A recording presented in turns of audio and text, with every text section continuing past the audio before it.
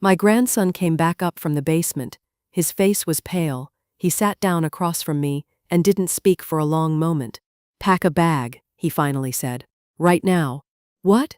"We're leaving. Don't call anyone. We go. Now." "Owen, what's wrong?" "Grandma, please. Just trust me. We need to leave this house immediately." I stared at him. My grandson, who never scared easily. His hands were shaking. "This is my home." "I know, but it's not safe." "What do you mean it's not safe?" He showed me his phone. Photos of something in the basement. I didn't understand what I was looking at. "Someone did this on purpose," he said. "Pack your things. Now." 20 minutes later, we were in his truck, driving away from the house my late husband built with his own hands, the house I'd lived in for 40 years. My phone started ringing. Owen looked at the screen. "Don't answer." "Why not?" He didn't say, just kept driving. "My name is Claire Bennett. I'm 68 years old, and this is the story of how my grandson saved my life." Before we continue, please leave a comment telling us where you're watching from, and subscribe to Never Too Old channel. We're creating a community of people who know that our best chapters can happen at any age. Now, back to the story. The headache woke me before dawn, again. I lay still in bed, trying not to move my head. The room tilted if I turned too fast. My stomach churned. These mornings had become routine over the past 2 months, but knowing what to expect didn't make it easier. I reached across the mattress, Walter's side, cold sheets, smooth and undisturbed. 4 years now since the heart attack took him. Some mornings I still forgot. The nausea hit harder. I sat up slow, gripping the nightstand. My hands looked thin in the gray light coming through the curtains. When had I lost so much weight? The doctor said it was normal at 68. "Things slow down," he said. "Your body changes." I made it to the bathroom and splashed water on my face. The woman in the mirror looked pale, older than I remembered. I'd dropped another few pounds this month. My clothes hung loose now. The kitchen was easier to navigate if I held the wall. I ran my hand along the chair rail Walter had installed 30 years ago. He'd sanded it smooth, applied 3 coats of finish. His work covered every surface in this house. The cabinets he'd built from oak, the built-in shelves in the living room, the banister he'd carved by hand. Walter built this house, not hired contractors, him. 2 years of work, 1982 to 1984. He came home from job sites and worked on our house until dark. Stephen was 2 then, a toddler following his father around, trying to hold the hammer Walter gave him. Too heavy for those little hands, but he tried anyway. I filled the coffee pot at the sink. Through the window I could see the maple tree Walter planted when Stephen was born. 45 years old now, that tree. Still standing. The coffee brewing smelled good, but my stomach said no. I sat at the table with my hands wrapped around the warm mug. Didn't drink it, just held it. 2 weeks ago the ambulance came. I'd been too weak to stand. Nancy from next door found me on the bathroom floor and called 911. The hospital ran tests, blood work, scans, questions. A young doctor with kind eyes pulled up a chair next to my bed. "Mrs. Bennett, your blood shows elevated carbon monoxide." I blinked at him. "What does that mean?" "It means you've been exposed. Do you have a carbon monoxide detector in your home?" "Yes, my son checked it last month." "And your car? Do you run it in an attached garage?" "The garage is detached, and I barely drive anymore." He made notes on his tablet. Stephen arrived then, still in his work clothes. He looked worried. He talked to the doctor in the hallway where I couldn't hear. When he came back, he sat on the edge of my bed. "Mom, the doctor thinks maybe you left your car running, in the garage. Do you remember doing that?" I tried to think. Had I? My memory felt fuzzy lately. "I don't think so." "You've been confused. It's okay. These things happen." Stephen drove me home that day. Made sure I got inside safely. Checked the detector himself. Pressed the test button. It beeped. He said, "See, Mom, it works fine. You're safe." But I didn't feel safe. A truck pulled up outside. I looked through the window and saw Owen getting out. 24 years old, built like his grandfather. He wore jeans with paint stains and a tool belt around his waist. Walter's tool belt. I'd given it to him after the funeral. I opened the door before he knocked. "Hi, Grandma." He smiled. Then the smile dropped. He stared at me. "You've lost weight." Come in, I made coffee. He followed me to the kitchen, his boots heavy on the floor. He set down the wooden toolbox. Walter's toolbox. The brass latches still worked perfectly. Are you eating? Owen asked. When I can. My stomach's been upset. He pulled out a chair and sat across from me. His face reminded me so much of Walter at that age. The same strong jaw, the same careful eyes that noticed everything. You said there are cracks in your bedroom wall? Above the window. They showed up a few months ago. I'll take a look. He stood and picked up the toolbox. Mind if I check a few other things while I'm here? Whatever you need. I followed him upstairs, slower than I wanted. He had to stop on the landing and wait for me. In my bedroom he examined the cracks, ran his fingers along them, stepped back and tilted his head. These aren't normal settling cracks. He looked around the room. Something else is going on here. What do you mean? He walked to the heating vent in the wall, crouched down, touched the painted metal. This doesn't look right. Stephen painted it when he sealed the old vents. 3 months ago. He said they were drafty. Owen went very still. He sealed your vents? For energy efficiency. To lower my heating bills. Owen stood and looked at the walls, really looked at them. He walked the perimeter of the room. Stopped at another spot where the paint looked slightly different. Grandma, can I open up a small section of this wall? I'll patch it after. If you think you need to. He went to the truck and came back with a utility knife and pry bar. He scored the paint carefully along the seam where the new drywall met the old. Then he pried back a section, just big enough to see behind it. Behind the new drywall was one of Walter's original ventilation grates, completely covered, sealed off. Owen touched it, said nothing for a long moment. Who did this work? His voice sounded different. Flat. Stephen. He came over several times. Did the whole room. Owen stood and looked at the carbon monoxide detector on the ceiling. He dragged my desk chair over and climbed up, took the detector down, opened the back panel. His hands shook. He showed me the inside. The battery is soldered in place. Dead. This detector doesn't work. Someone modified it so it can't detect anything. My chest went tight. Stephen tested it. I heard it beep. It can beep without detecting. Look at these wires. This was done on purpose. He climbed down and stood there holding the useless detector. His jaw worked like he was chewing words he couldn't say. I need to check your basement. Owen, what's wrong? I need to check.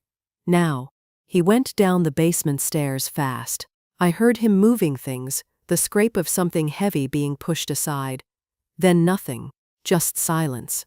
I waited in the kitchen. My hands wouldn't stop shaking. I gripped the counter edge. 20 minutes passed, maybe longer. Finally, his footsteps came back up.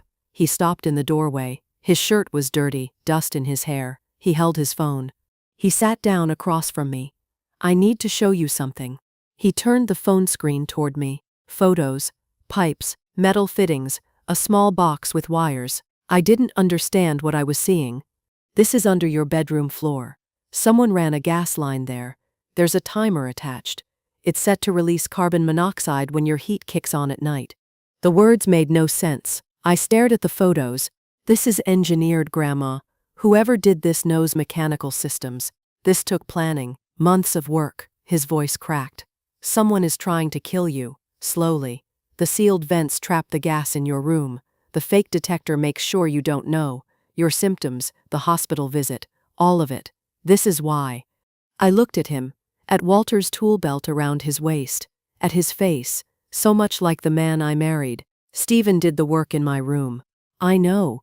He's a mechanical engineer. I know. My son who I raised, who I fed and clothed and loved.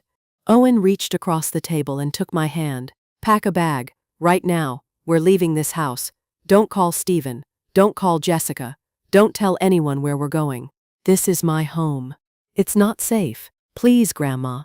I looked around the kitchen Walter built, the cabinets he made, the floor he laid, every board and nail put in place to protect us. Someone had turned it into a trap.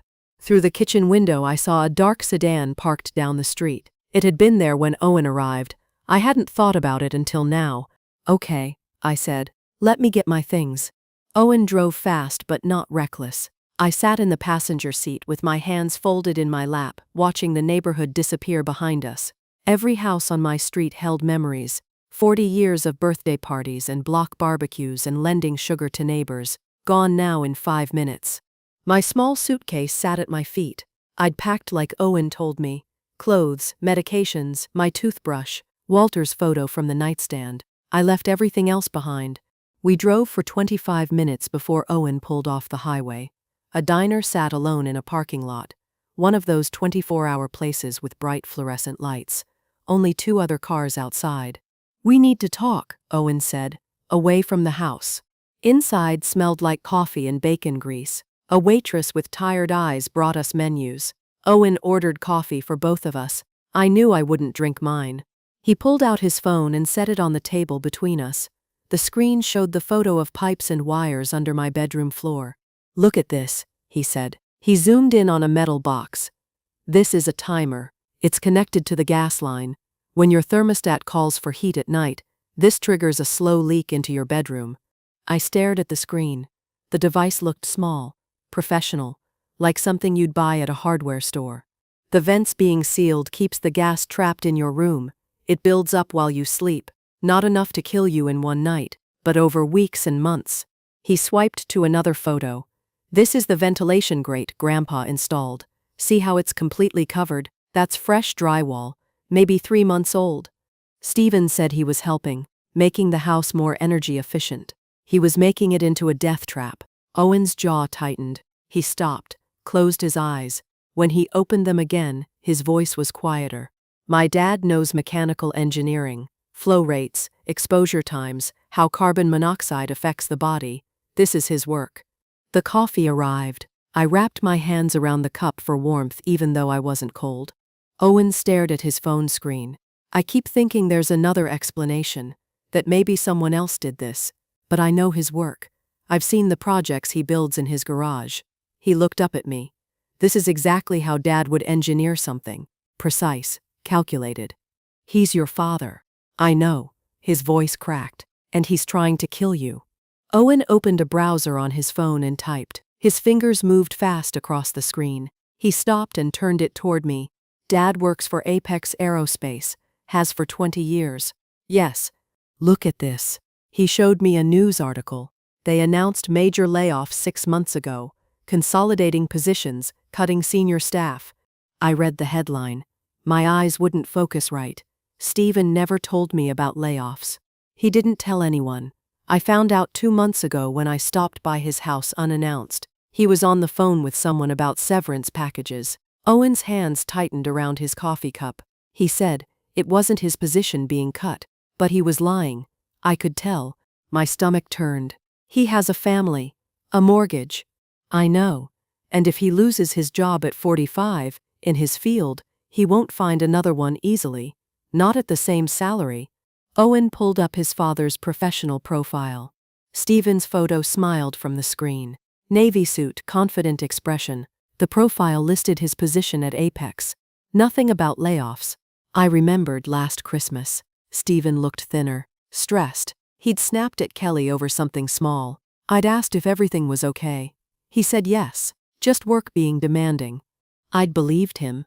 Grandpa said something before he died, I said. About Steven having money troubles. He took out a second mortgage. Owen nodded. I remember. Grandpa was worried. He wanted to help, but Dad refused. Walter said. Steven told him everything was under control. It wasn't. Owen set his phone down and rubbed his face. I went over there for dinner 3 months ago. Dad got a call from the bank. He went outside to take it. When he came back, he looked sick. Mom looked like she'd been crying. I'd seen Kelly cry twice in 20 years. Once when her mother died. Once when she had a miscarriage. Your house is worth $800,000 now, Owen said. You told me that last year when you had it appraised. The neighborhood's changed. Young families moving in. And you own it outright. No mortgage. He met my eyes. If you die, the estate gets divided. Dad and Aunt Jessica each get half, $400,000 each. The diner felt too cold suddenly. That's not enough reason to kill someone. It is if you're drowning. Owen picked up his phone again. His hands shook slightly. What about Aunt Jessica? I know Uncle Paul's been sick. I didn't want to answer. Jessica was my daughter. Owen's aunt. She'd taught him how to ride a bike when he was 6. She'd never missed one of his birthdays. Paul has kidney disease, I said. Over a year now. The medications are expensive, aren't they? Jessica mentioned it last spring. $2,500 a month. Their insurance covers the basics but not everything he needs. Owen nodded slowly. She told me about it too. At Grandpa's birthday, the year he died. She cried, said she didn't know how they'd manage. He stared at his coffee. She works in insurance claims. She'd know exactly how death investigations work. What looks suspicious and what doesn't. The truth sat heavy between us. My daughter helped plan my murder. My son would execute it. Both desperate. Both willing. Mom's in real estate, Owen continued. She'd know your house value to the dollar. Know the market, how fast she could sell. Kelly and I used to be close. Before I chose construction instead of college. I looked at him. That changed things? Dad made it change things. He stopped inviting me to family dinners, said I'd made my choice, I could live with it. Owen's voice went hard. Mom went along with it. So did Aunt Jessica, mostly. You were the only one who didn't treat me different. Your grandfather never would have allowed that. I know. That's why Dad waited until after Grandpa died to really cut me off. We sat quiet for a moment. The waitress refilled Owen's coffee without asking. He thanked her but didn't drink it. My phone buzzed in my purse. I jumped. Owen reached over and took it out. He looked at the screen. 8 missed calls from Dad. 5 from Aunt Jessica. They know I'm gone. They know something's wrong. He handed me the phone. Don't answer yet. I stared at the list. Stephen's name over and over. Jessica's name between them. My children. I'd taught them to walk, to read, to be kind. They were calling now because they wanted to know if their plan was failing. A memory hit me sudden and sharp. Owen must have been 10, maybe 11. Summer day, hot sun. Walter was building a deck in our backyard. Owen sat next to him, watching every move. Walter showed him how to check if boards were level, how to countersink screws. Stephen came outside with a beer, stood watching them work. His face had something on it I couldn't name then, but I recognized it now. Resentment. His own father teaching his own son the work Stephen had rejected, the work Stephen thought he was too good for. Walter had looked up, smiled. Stephen, want to help? Could use an extra pair of hands. Stephen said no, said he had an engineering journal to read. Something important. He went back inside. Owen had asked Walter why Dad didn't like carpentry. Walter said some people build with their hands, some people build with their minds. Both matter. But I'd seen the hurt in Walter's eyes. I blinked and the memory faded. Owen was watching me. Your grandfather was so proud of you, I said. I know. Stephen was jealous, even when you were little. I know that too. Owen's voice was quiet. But I never thought he'd. I reached across the table and took his hand. Neither did I. Owen opened his Maps app. There's a hotel 40 miles from here. I'm going to get you a room. Under your name. Under yours. If we hide completely, they'll know we're running. They'll find me. Probably, but we need time to figure this out. The waitress brought the check. Owen paid cash, and we walked out to the truck. The sun had set while we talked. The parking lot lights buzzed overhead. Owen started the engine but sat there for a moment. I need to upload these photos. Email them to myself, put them in cloud storage. If Dad figures out I have evidence, he might try to destroy it. Do it. He worked on his phone while I watched trucks pass on the highway. Walter and I used to take road trips, stop at places like this. He'd order too much food and laugh when I couldn't finish mine. Done, Owen said finally. Even if something happens to my phone, the evidence is safe. He pulled onto the highway. I watched the diner disappear in the side mirror. The hotel was small and plain. The kind of place where nobody asks questions. Owen paid cash for one night. Room 214, second floor. Inside, it smelled like cleaning products and old carpet. One bed, one chair, a bathroom with a dripping faucet. I sat on the edge of the bed. Owen sat in the chair across from me. Try to get some sleep. I can't. Just rest then. We'll figure out what to do in the morning. I lay down on top of the covers, still dressed, stared at the water-stained ceiling tile. Somewhere down the hall, a door slammed. My son was trying to murder me. My daughter was helping him. My grandson was the only reason I was still alive. I closed my eyes, but sleep wouldn't come. You're right to be frustrated. I made a basic structural error. I got caught up in the momentum of the scene and forgot to stop at the chapter break. I should have checked the outline more carefully before writing the alley confrontation. Let me rewrite chapter 3 correctly, ending at the proper cliffhanger point. I didn't sleep. Every sound in that hotel made me jump. Footsteps in the hallway, a door closing somewhere down the hall, the ice machine rumbling. Each time my heart hammered and I stared at the door. Owen had fallen asleep in the chair, his head tilted at an angle that would hurt his neck in the morning. His phone sat on the small table beside him, screen dark. I watched him breathe and tried to calm down. But I couldn't stop thinking about the door. Around 3 in the morning, I got up and checked the lock, tested the handle. The deadbolt was secure. The chain was on. I stood there in the dark, my hand on the cold metal, and realized what I was doing. I was afraid of my own children. Not strangers. Not burglars or random violence. My son Stephen and my daughter Jessica. The babies I'd nursed and rocked. The toddlers I'd chased around the backyard. The teenagers I'd driven to soccer practice and piano lessons. They wanted me dead, and now they were looking for me. I went back to the bed but didn't lie down, just sat on the edge, hands in my lap, waiting for morning. The sun came up gray and cold. Owen woke stiff, rubbing his neck. He saw me sitting there and didn't ask if I'd slept. He already knew. I need to go back to the house, he said. What? No. Your symptom notebook. The one you kept by your bed. We left it there. He stood and stretched, wincing. The police are going to need that. It shows the pattern, how your symptoms got worse over time. It's too dangerous. Stephen could be there. I'll be careful. In and out, 5 minutes. He picked up his truck keys from the table. You stay here. Lock the door behind me. Don't open it for anyone except me. Owen. I have to, Grandma. Without that notebook, it's harder to prove this was planned.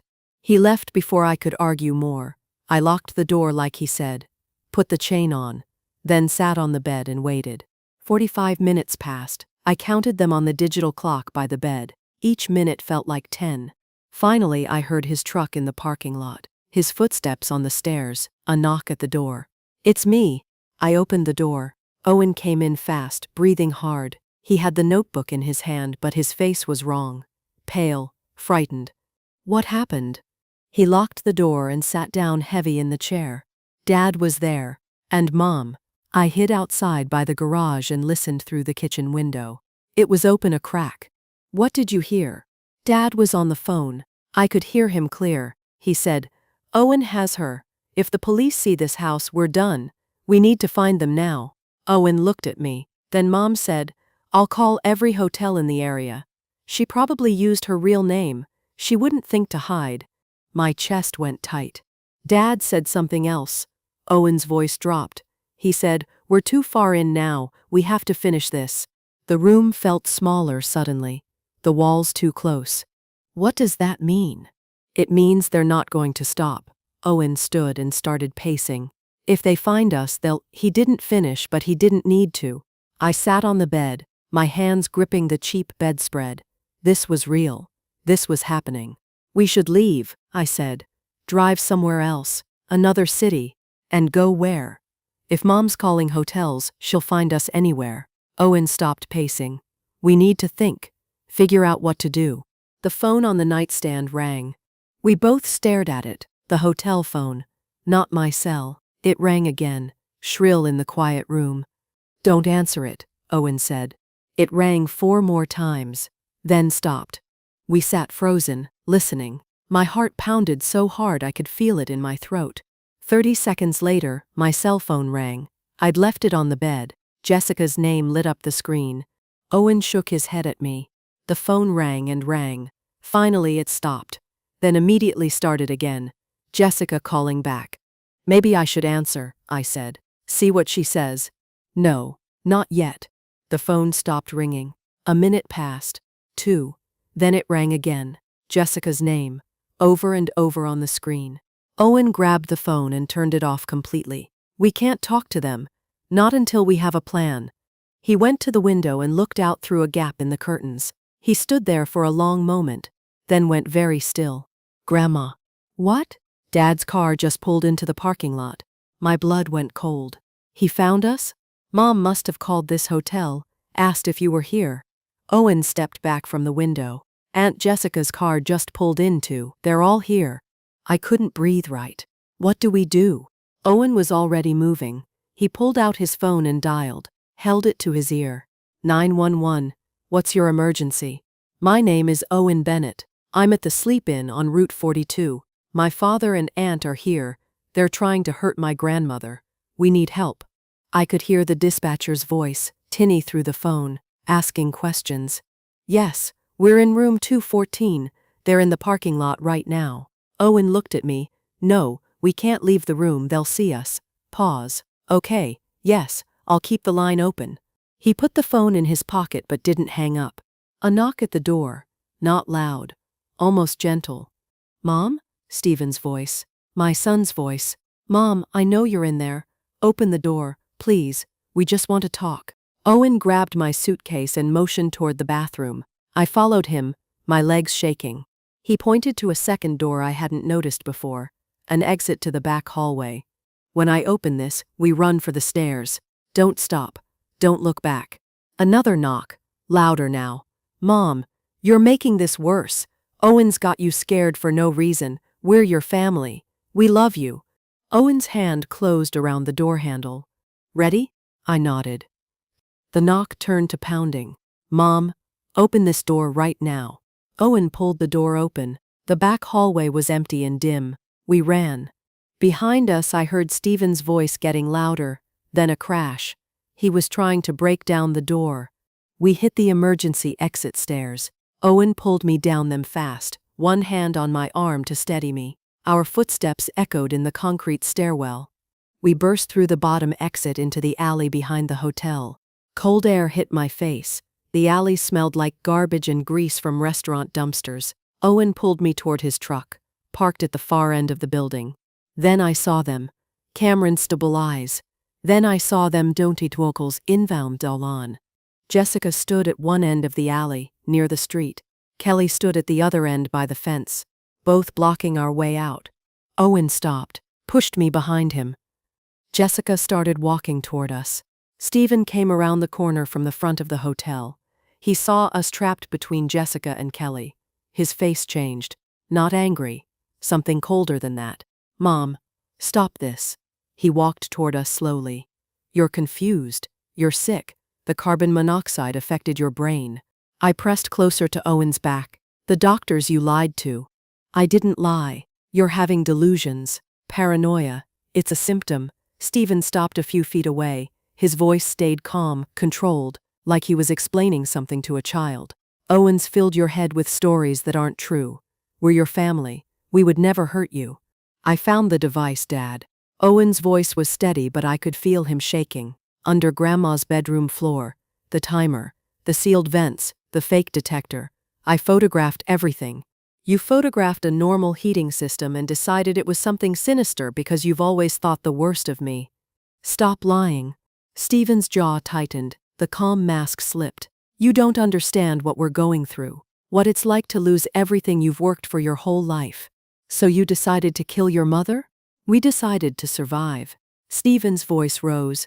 I'm losing my job. 20 years at that company, and they're cutting me loose like garbage. I've got 3 months of severance and then nothing. You know how much debt we have? How much we owe? Kelly spoke from behind us. We're about to lose our house, everything we built, our kids' future. Her voice cracked. Your grandmother has more than she needs. She's 68. She's lived her life. Why should she have $800,000 sitting in a house while we lose everything? I turned to look at her. My daughter-in-law. I'd helped her pick out her wedding dress. I'd babysat Owen when he was small, so she could go back to work. So you thought you'd just kill me and take it. We thought you'd have a peaceful death in your sleep. Kelly's face was wet with tears, but her voice stayed hard. Old people die. It happens. No one would have questioned it. Except I didn't die fast enough. The words tasted like poison in my mouth. Jessica moved closer from the other direction. This is taking too long. Mom, you need to come with us right now, before this gets worse. Worse for who? Owen asked. For everyone. Jessica reached into her coat pocket, pulled out a small syringe filled with clear liquid. I brought something to help you calm down, Mom. You're agitated, confused. This will make you feel better. What's in that? Owen demanded. Just a sedative, to help her rest. Aunt Jessica, what's really in it? Jessica didn't answer. She took another step forward. Stephen walked to Kelly's car parked near the fence, opened the trunk, came back holding a tire iron. Owen, move away from your grandmother. No, this is family business. It doesn't concern you. She's my grandmother. Dad, she's your mother. Owen's voice broke on the last word. How can you do this? Stephen hefted the tire iron. You've always been like him. Like your grandfather. Thinking you're better than everyone else because you work with your hands. Looking down on people who went to college, who tried to make something of themselves. I never looked down on anyone. You did. Both of you did. Him with his carpentry and his noble hard work. You with your construction and your trade school. Like it was more honest than what I do. More real. Stephen's face twisted. I got an engineering degree. I made something of myself. And where did it get me? Drowning in debt while you're fine. You didn't even take out student loans. Grandpa's insurance money bought you a free start. That money was Grandpa's to give. It should have been mine. I'm his son. And Grandma's your mother, but that didn't stop you from trying to kill her. Stephen's hands tightened on the tire iron. Don't act like you're better than me. You're not. You're just a carpenter's grandson playing with tools. Grandpa built things that protected people, that kept them safe. Owen's voice got stronger. You took everything he taught you about systems and engineering, and you used it to turn his house into a death trap. You sealed the vents he installed. You destroyed the work he did with his own hands. You used your education to murder the woman he loved. Don't you dare talk about him like you knew him better than me. I did know him better, because I understood what mattered to him. Integrity. Doing the right thing. Building things that last. Owen took a step forward. He'd be ashamed of you. Stephen swung the tire iron. Owen ducked and the iron whistled past his head, crashed into the dumpster with a clang that echoed in the alley. Owen lunged forward and tackled Stephen. They went down hard on the pavement. The tire iron skittered away. Owen, I screamed. Jessica ran toward me.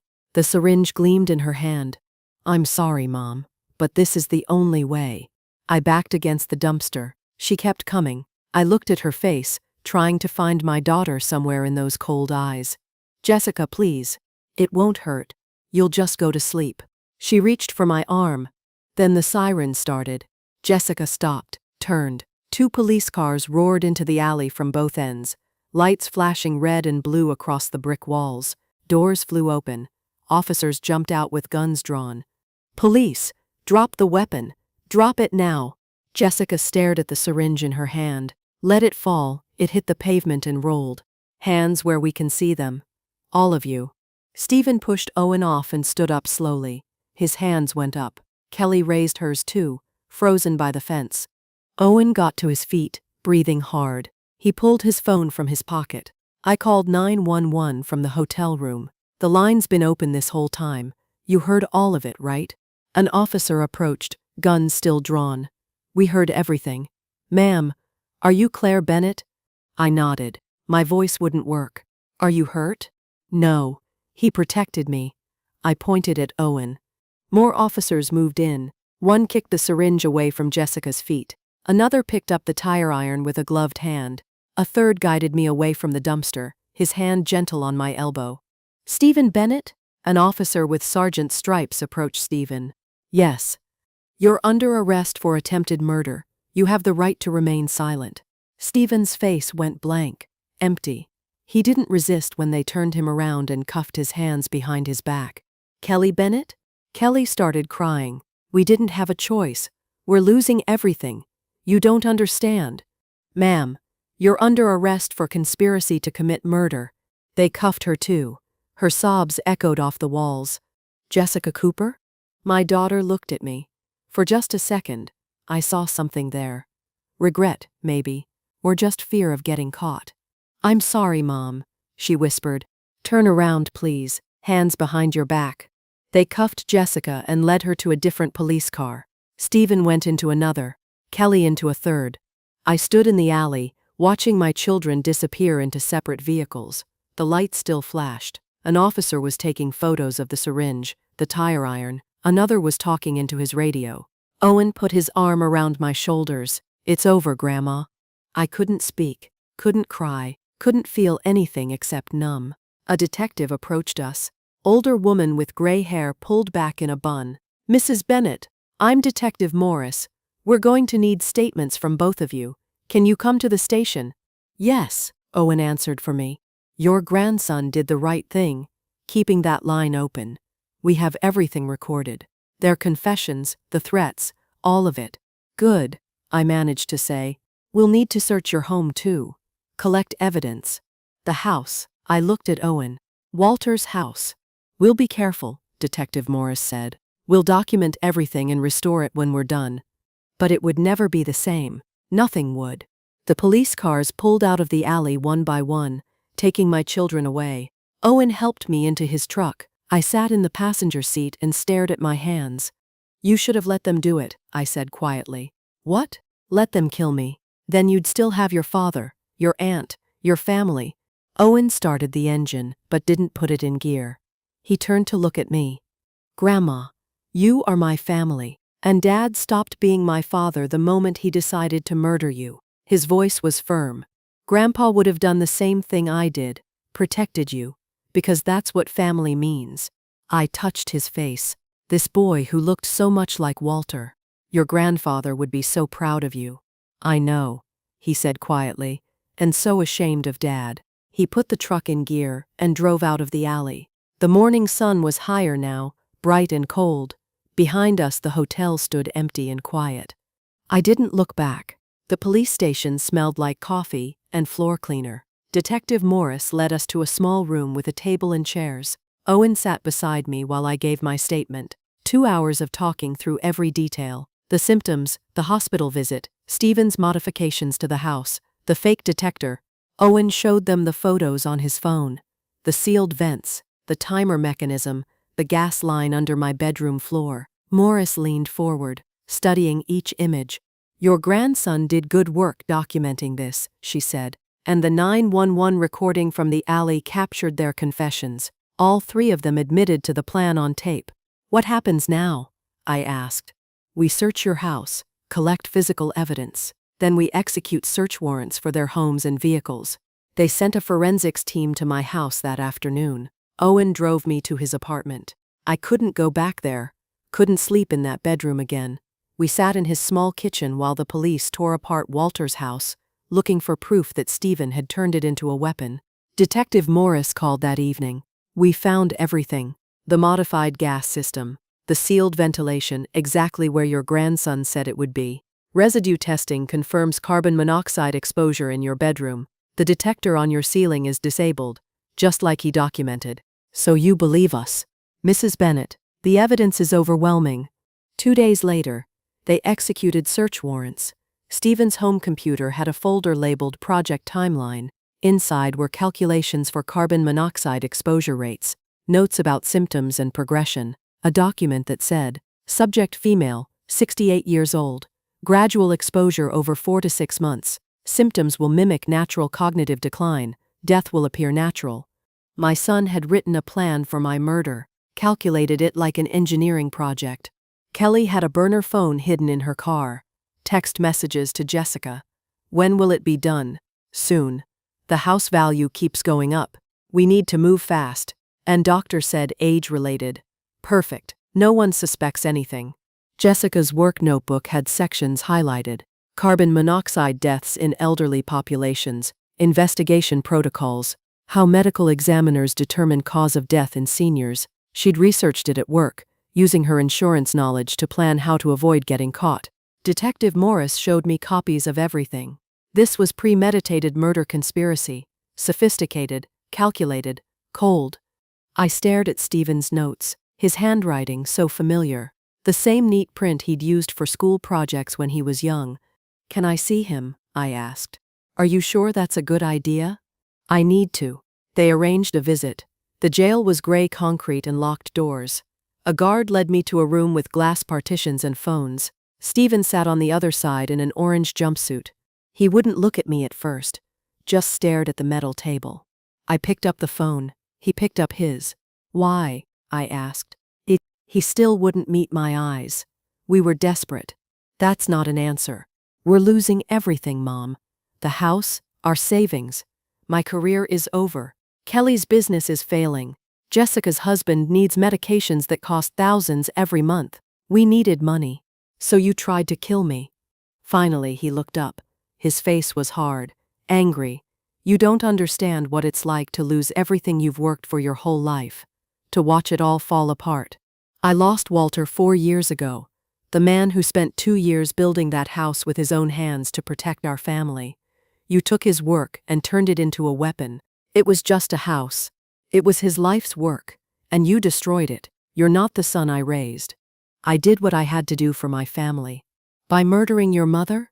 My voice stayed steady, flat. Walter would be heartbroken. He loved you. Even when you rejected everything he believed in, he loved you. Steven's jaw clenched.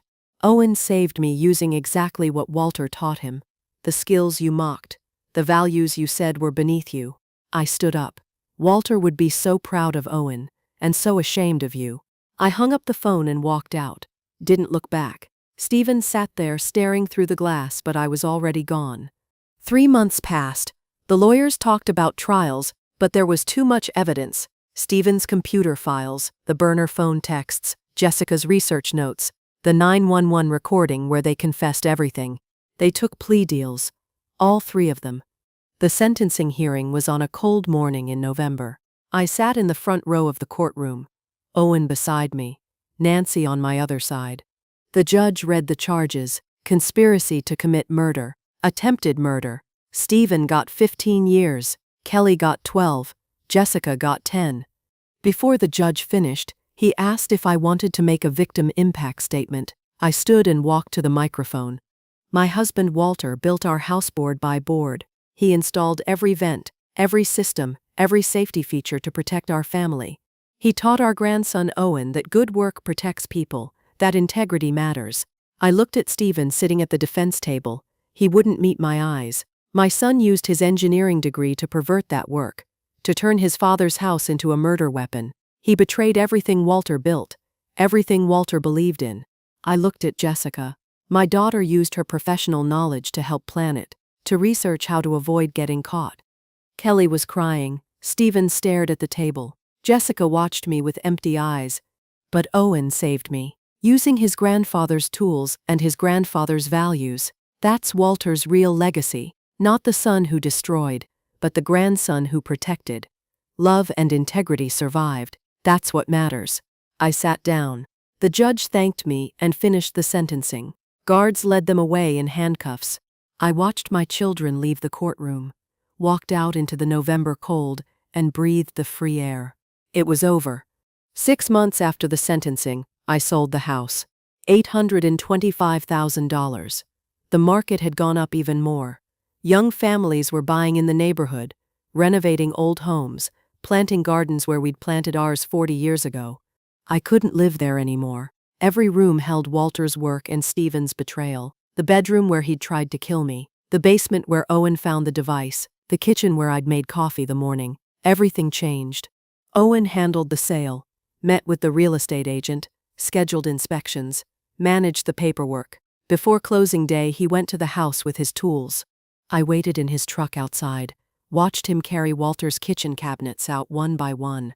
The oak ones Walter had made from scratch. Dovetail joints, 3 coats of finish, 40 years old and still perfect.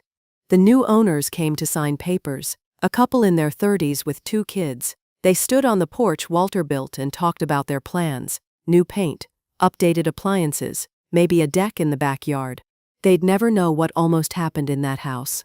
They'd never know about the gas line under the bedroom floor, or the sealed vents behind the walls. The police had removed all of it, restored the house to what Walter originally built. I watched them walk through the front door. Their kids ran ahead, excited voices echoing. "Goodbye, Walter," I whispered. "Your house protected me as long as it could."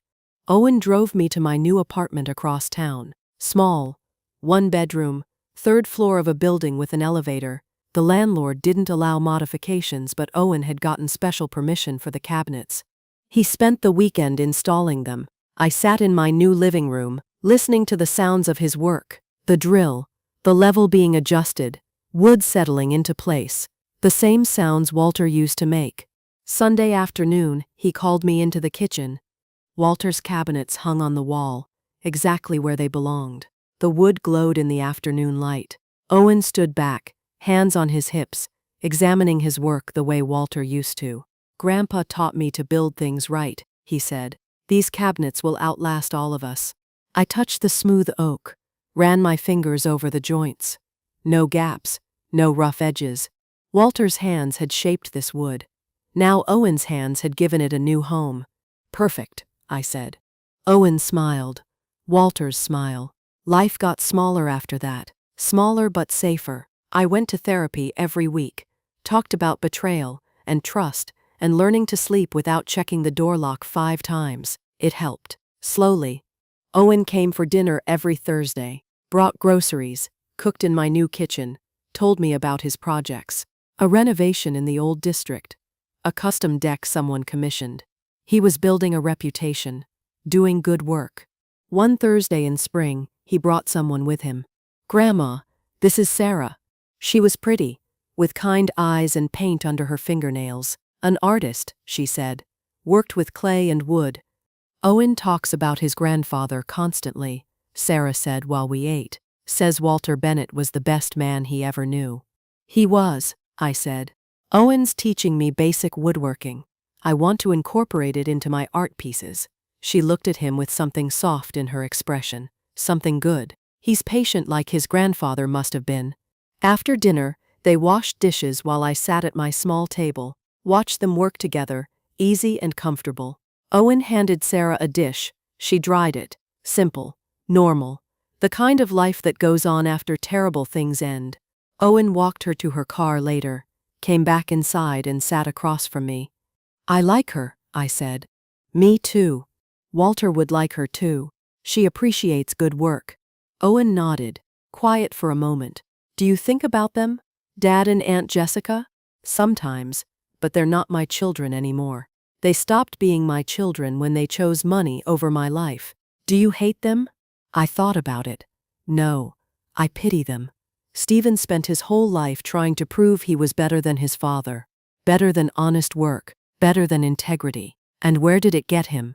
Prison. Kelly and Jessica followed him into it. And I followed Grandpa. "You did, and his values saved my life." I reached across the table and took his hand. Walter believed that honest work was honorable, that building things right mattered more than building things fast or cheap or impressive. Stephen rejected all of that, thought his engineering degree made him superior. In the end, Dad's education led to murder, and my training led to saving you. Exactly.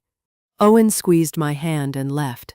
I cleaned up the rest of the dishes, wiped down Walter's cabinets, turned off the lights. In the quiet, I stood in my kitchen. The streetlight outside cast shadows through the window. I touched the cabinets one more time, ran my fingers over the dovetailed joints Walter had cut by hand. Perfect angles, perfect fit. Work that lasts. "Walter," I said to the empty kitchen, "you built these to protect us, to hold our dishes and our food and our life together. And through Owen, you still protect us. He carries your hands, your heart, your integrity." I closed my eyes and saw him, not the sick man who died 4 years ago, but the strong carpenter who built our house board by board, who taught our grandson that good work matters, that doing things right matters, that people matter more than profit. "Love one," I whispered. Sunlight would come through that window in the morning. It would hit the cabinets and make the oak glow golden and warm, just like it used to in our old kitchen. Walter's work would catch the light and hold it. Some things last. Some things endure. I smiled and went to bed. Finally at peace. So, that's my story. I'd love to hear what you think. Could you ever forgive your own children if they did something like this? Let me know in the comments, and subscribe for more stories like mine.